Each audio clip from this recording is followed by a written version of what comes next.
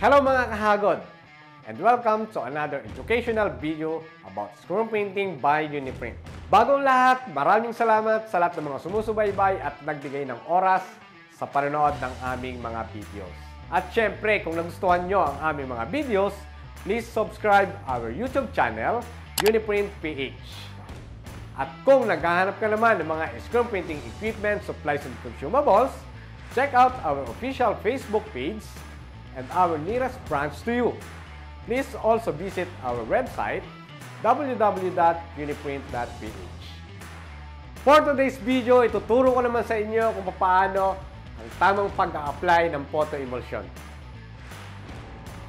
Mga kagamitan na dapat nating ihanda kung tayo ay mag-a-apply ng photo emulsion coater, spatula, photo emulsion, blower, yellow safe bulb, screen with frame, at syempre gagamit din tayo ng UV vacuum exposure box. Unang paghahanda na dapat nating malaman kung tayo ay mag-a-apply ng photo emulsion, siguraduhin nating malinis ang ating screen. Kailangan ito ay free from dust, oil, or anumang bagay na makakaapekto sa ating photo emulsion kung tayo ay mag-a-apply. Pwede tayong gumamit ng any dishwashing liquid para makasigurado na ito ay malinis. Basta siguraduhin lang natin na mapatuyo natin gamit ang blower bago natin ito applyan ng photo emulsion.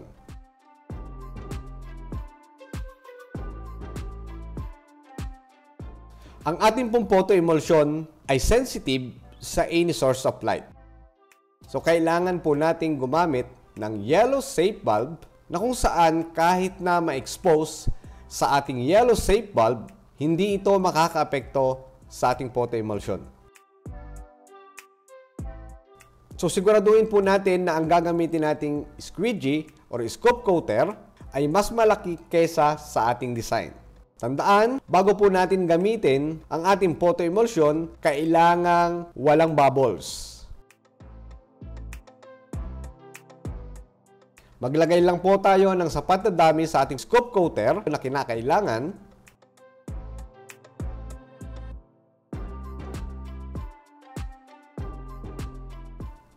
Sa paglalagay po ng photo emulsion, kailangan both side ng ating screen or ng ating frame ay ating malagyan ng photo emulsion. Ang purpose po ng ating photo emulsion ay para i-block niya ang lahat ng butas ng ating screen. So kung lalagyan po natin ng both side, makakasigurado po tayo na matatakluban niya lahat ng part ng ating screen. Importante po na pantay ang pagkakalagay ng ating photo emulsion. Sa pag-a-apply ng photo emulsion, kailangan naka 75 degrees ang ating frame or ang ating screen. Una, papahida natin ang labas.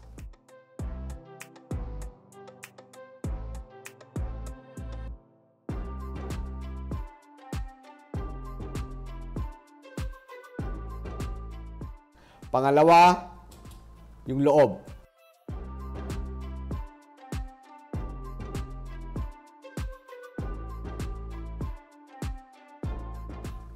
And then babalik na rin po natin, and then sa pangatlong pagkakataon, hindi na po tayo maglalagay ng photo emulsion. Ang gagawin na lang natin, sasaydin na lang natin yung mga excess na mga photo emulsion na na-apply natin para mas maging makinis ang ating application.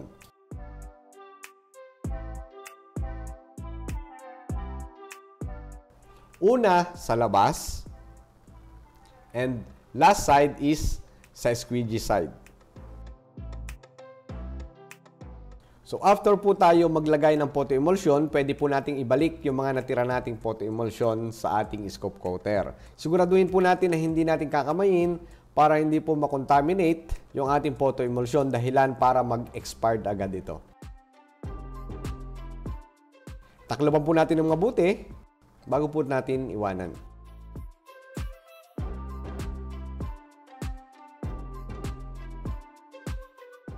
At siguraduhin po natin na yung na-applyan natin ng photo emulsion ay mapatuyo natin agad gamit ng blower.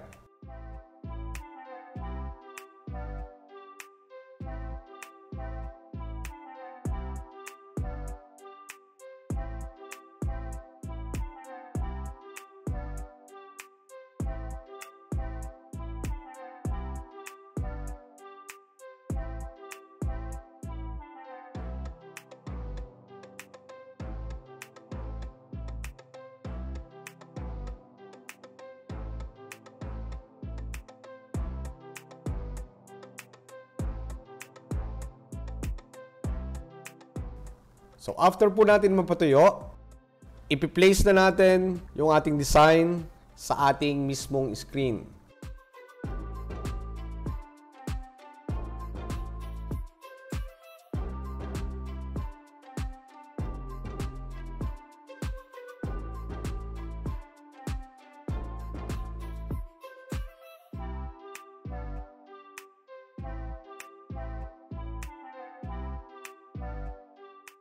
So after po natin mapatuyo ang ating screen or ang ating photo emulsion sa ating mga screen, exposure naman po tayo. Ipi-place lang po natin ng tama yung ating design and ready na po para sa exposure. So gagamit po tayo ngayon ng UV exposure box. Iba't ibang klase ng exposure box, iba't iba rin ang time depende sa photo emulsion na ginagamit mo. Siguraduhin malaman mo ang saktong oras or saktong minuto ng iyong pagluluto.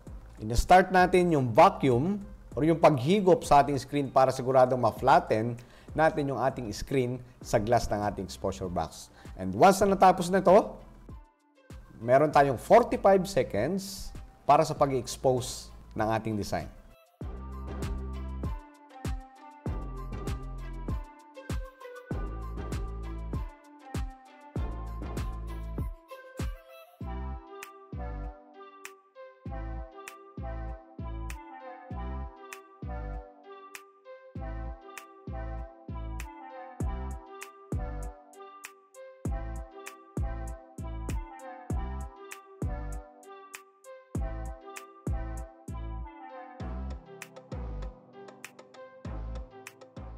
After natin ma-expose, gagamit tayo ng pressure washer para sa pagde-develop or pag-wash out ng ating design.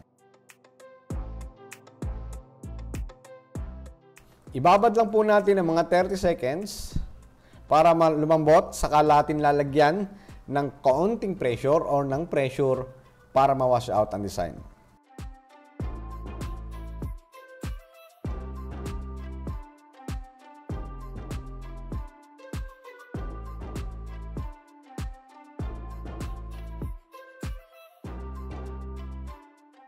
After natin ma-wash out ang design, siguraduhin natin bago natin gamitin, mapatuyo natin at malagyan natin ng tape ang both side nang sa ganon, makasigurado tayo na ang ink ay hindi tatagos sa ating mga frame.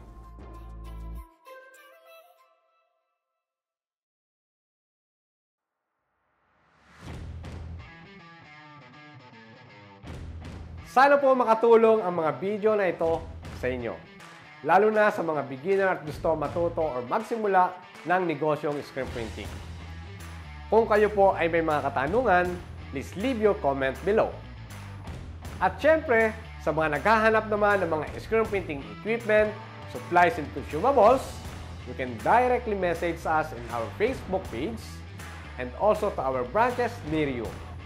And don't forget to subscribe to our YouTube channel, Uniprint PH, para sa mga libreng videos, tutorial about screen printing. Once again, thank you for watching.